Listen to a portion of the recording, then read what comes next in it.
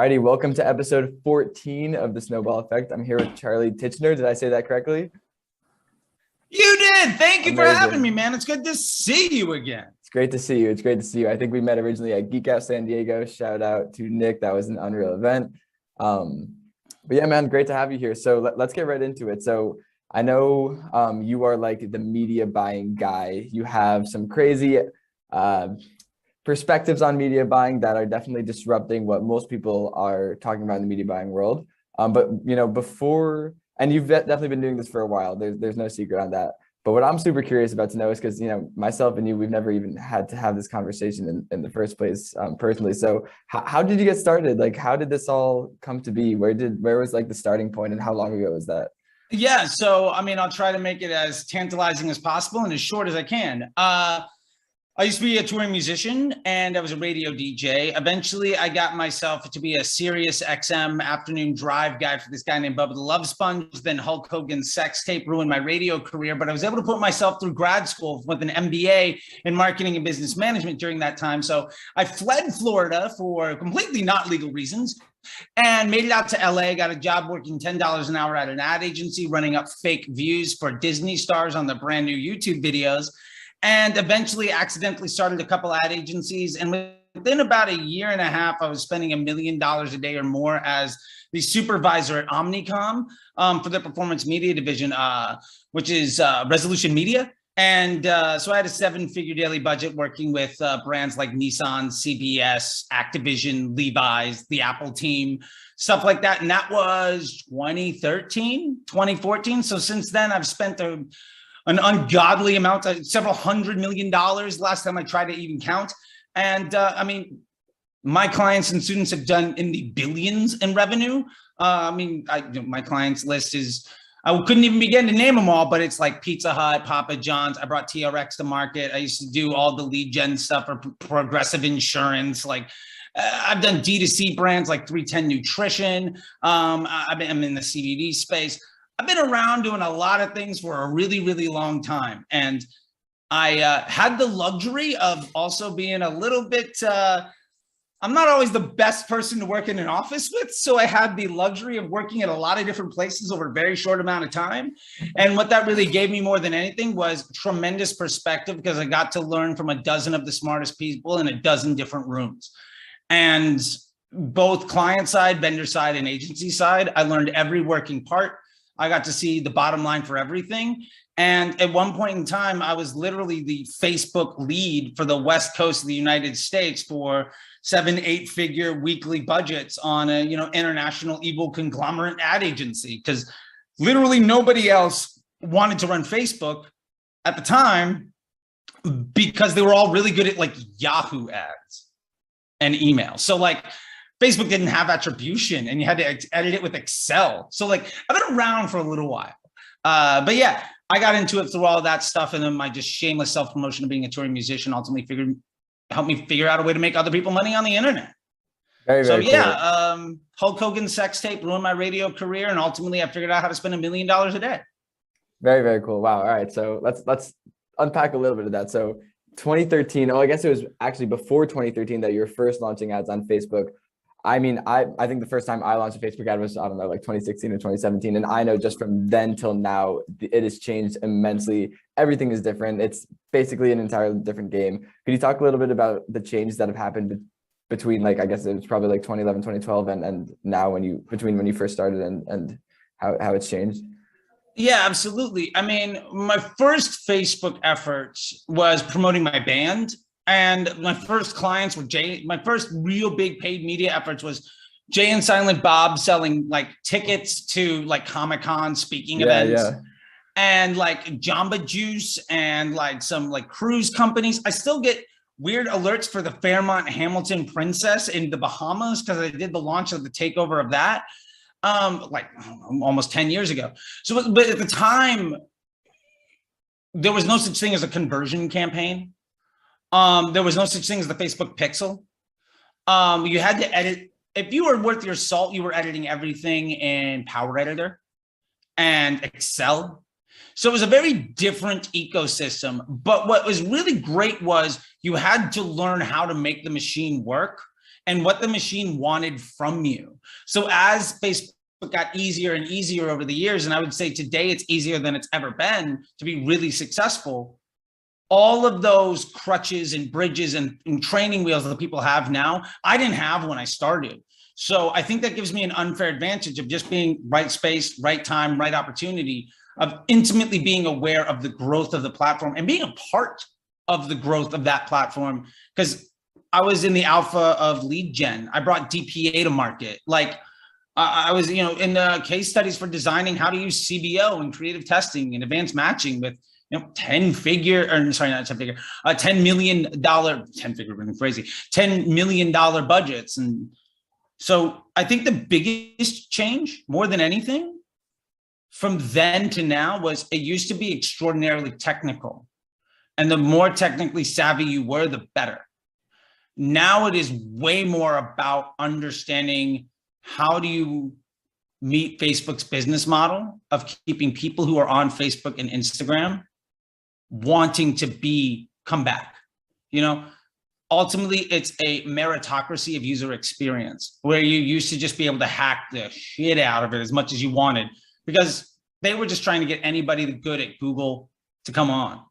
It was a desperate ploy back when I got started. And the only reason I got the job was because I was the only person willing to raise their hand and say, yeah, nobody knows how to do it and there's an unlimited budget, I'll go.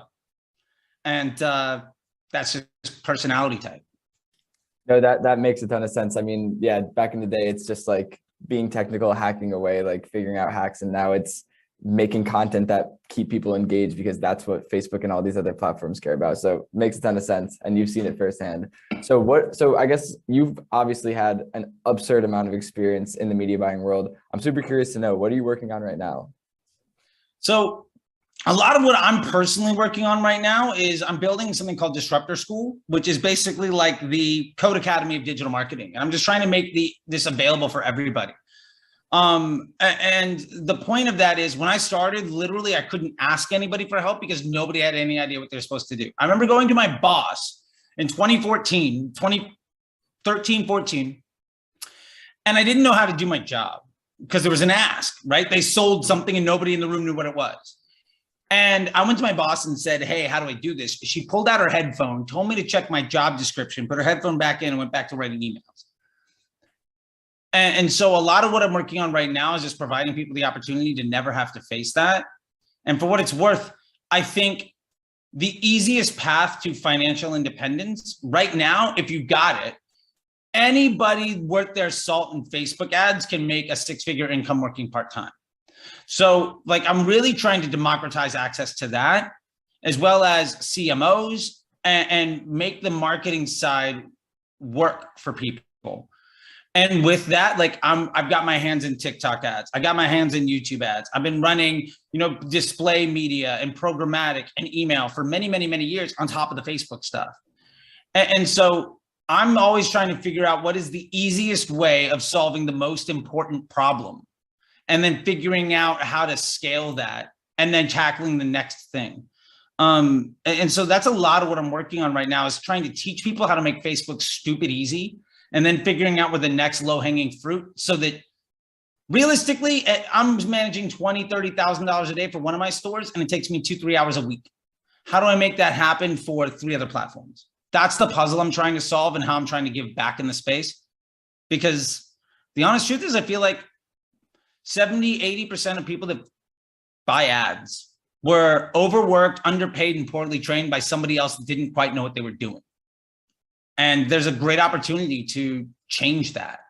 And I'll gladly be that person, because I can teach and I can talk ad nauseum. So I might as well use those superpowers with my experience to try to help people out. Very cool. Makes a ton of sense. So this Code Academy for digital marketing and Facebook ads, all that stuff, is that an existing product? Is that something that you're still building? Like what stage is that in? First question. Yes. Let's start with that. So it's ultimately called Disruptor School. I got the LLC and the website. Right now, the MVP of that product is called the Facebook Ads MBA program. It's a 12-week immersive thing. Just like Code Academy, you go in, you come out, you can get an $80,000, $100,000 a year gig. You go through Facebook ads MBA program, you're going to be better than 85-90% of anybody on the face of the planet running Facebook ads, and you're going to be effectively capable of being like a fractional CMO. So that's the MVP. I'm currently working with some people to add TikTok, and by the end of the summer, I'll be hopefully starting the flow to add YouTube. So ultimately, it'll be one place where you can learn all these complementary skills, and you can limp in with whatever one you want. But ultimately, the curriculum is universally applicable. So, just like learning Python or Ruby or C++ or HTML, once you get the idea, learning, how to do it in another way isn't that difficult. It's like every language that's Latin-based is more or less the same.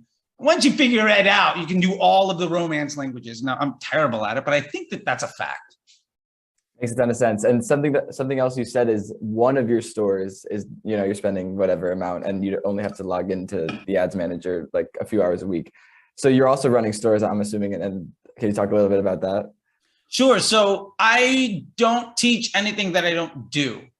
I'm currently partner in a CBD business. I'm partner in a clothing business. And I also have students and clients from around the world, like 6 continents, nobody in Antarctica yet, but fingers crossed one of these days. Soon. So those businesses trying to solve those problems on a regular basis, plus being exposed to everybody else really, really helps me make things work. And I can put my money where my mouth is because I'm promoting myself. I'm promoting these businesses. And I'm, currently in development of a business. We did 7 million our first year. We're probably going to do over 12 to 20 in the second year. And our goal is a 9-figure exit in the next 70, in the next 30 months, starting from scratch. And I'm doing a brand launch in the next week. So trying to figure out all of these things. One, I worked for way less than I was worth for a lot of other people. So one of it's investing in myself. And 2 is also I'm continuing to sharpen that sword so that when people come to me to ask for help, I can talk to them about my personal experience in the space built off of my decades long of doing the work. And I think that ultimately, if I'm not doing the work and I don't have that experience, it's disingenuous for me to tell anybody they should listen to what I have to say about the work. Especially in a space that changes every day. Yeah, especially. And also especially in a space where a lot of the most popular thought leaders are basically people championing the work of their team. They have no idea what they're doing. I can't tell you how many people I know that are teaching or sharing what wins for them, but they're 3 steps removed from any of the actual execution. I always tell people, like, I have an iPhone. If I break this, do you think Tim Cook gives a damn about me or know how to fix it? The answer is probably no. So why would I trust somebody whose job it is every day to manage teams and to grow their business on what somebody 4 steps down the ladder does on a daily basis? I'd rather be the 4 steps down the ladder guy than the person running the ship when it comes to giving other people advice. And sadly, I think that creates also this giant echo chamber of some agency shares what's working for them. And what's working for them is what one of their kids is trying out on some client's account based on what that person saw on the internet. And what they saw on the internet was somebody else championing a win that they tried because some other ad agency shared what was winning for them. And so we have this like vicious cycle of everybody chasing their tail every few months. And we see the same shit come around and around and around. And my position is, if you have to solve the same problem every 6 to 8 weeks, it means you never actually solved the problem to begin with. And a lot of these people are still having the same conversation around bidding models or audiences or creative types. And honestly, I haven't had that conversation realistically for myself in 40 years because we already know the answer to that problem. So yeah, like I think that's a big part of it. Yeah, no, that makes a ton of sense. All right, so cool. So last question I have for you, and I'm really excited to hear what you have to say on this. I ask every guest this question at the end. So I guess for you, specifically in the media buying world, what is a trend that is new that people could get value from? People who are in the digital marketing world, maybe an e-commerce operator, what is something that's happening that's now that maybe they haven't heard of that you could teach and that people could get value from? Yeah, I would say, I mean, the biggest, newest disruptive things, if I was to look at it like that, is kind of looking at digital marketing as though it was everything else that we've ever done in advertising. Honestly, it's treating the new stuff like old stuff. And what I mean by that is there used to be a time with a cash grab of throwing everything at the machine and just taking money out. Like you can't just stroll by and hit an ATM machine with a baseball bat anymore. It just doesn't work like that. So oddly enough, the newest, sexiest, most successful thing to do is build really simple, well-founded businesses. And I think the hardest thing to do is accept that chasing the new shiny object is actually a liability to your success. Whereas I think 3 years ago, 5 years ago, in 2016, 2017, every shiny object was $1 million if you smashed it overnight. And I think that has gone away.